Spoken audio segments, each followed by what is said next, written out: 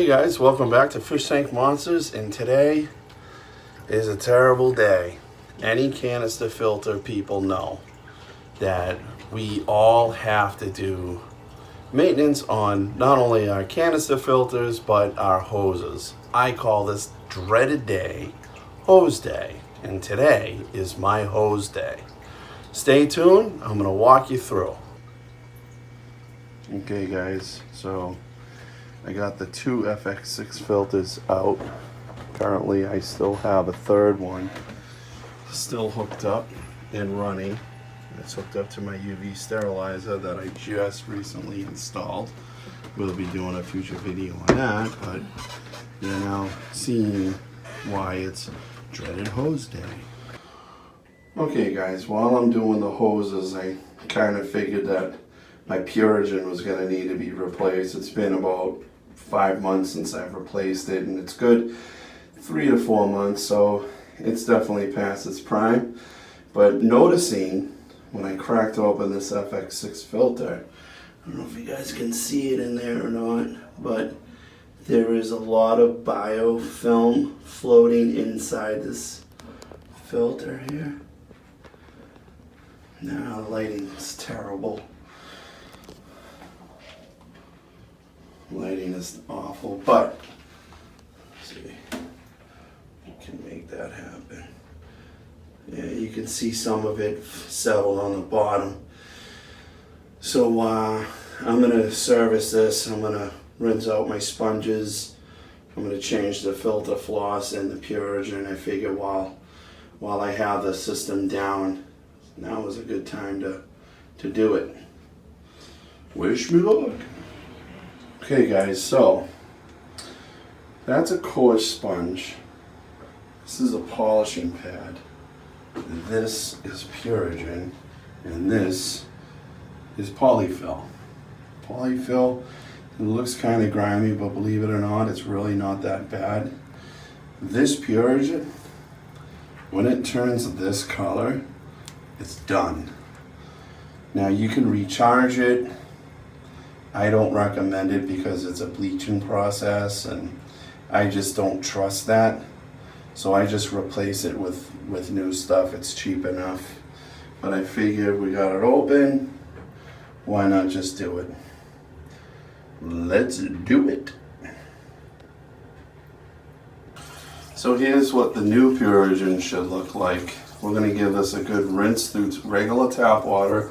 Regular tap water is fine right now. Normally anything with your filter you want to use fish tank water, but just because we're rinsing this off and it hasn't been introduced to anything yet, it's not going to kill any beneficial bacteria, so we'll be good to go. Just give this a good rinse with good old-fashioned faucet water. That's just a little tidbit of info for you guys.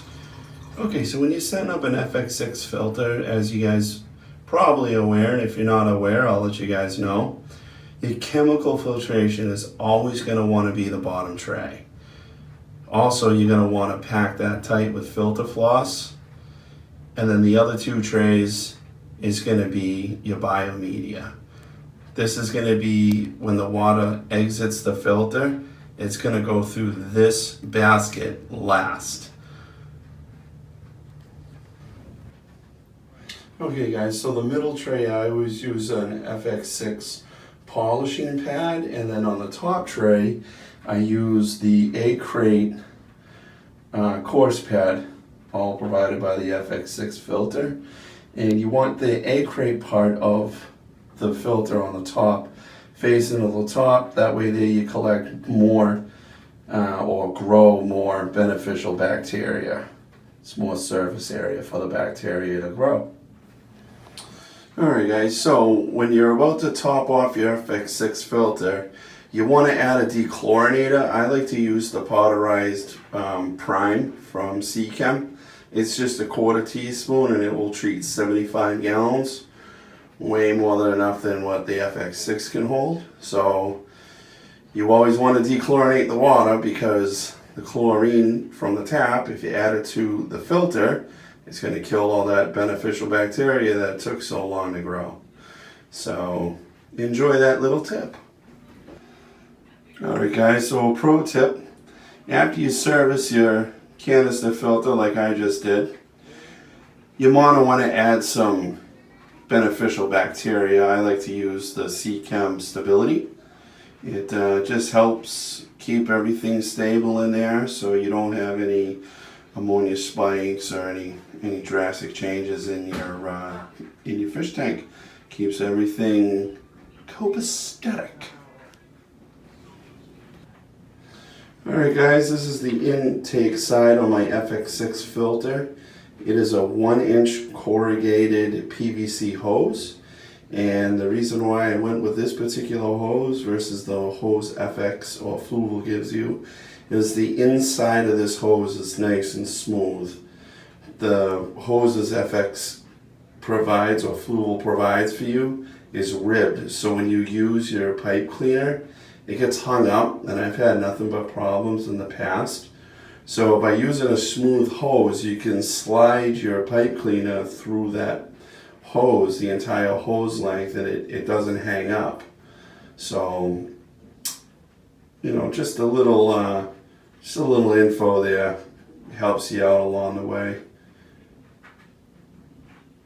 All right, back at it. This is the hose cleaner that I prefer. I got this off of Amazon for like $7, and it's pretty long. It's like 6 feet long, and this thing does the job. It gives you a smaller end and a larger end. I like this larger end. It gets the job done. Let's get her done. Hello. Welcome to my laboratory where safety is #1 priority. No, I'm just kidding. So anyways, my hoses have all been cleaned. Puritan installed, new Polyfill and polish pads are in. Tank is up and running once again. Hopefully I won't have to do this again for 3 or 4 months. It is kind of a rough job, but I can't stress enough, guys, the importance of clean hoses, the inside of your hoses. You got to keep them clean. If you don't, you get that snow-like effect. Every time you turn on and off your filter, it'll look like, you know, it's snowing inside your aquarium. That's biofilm. That's the stuff that you're scraping out. So also you can get ammonia spikes. Too much waste in the tubes causes an ammonia spike. So these are little things that are kind of a nuisance, but it is a must do. It's a big necessity, and it's got to be part of your maintenance routine. I hope you guys learned something today.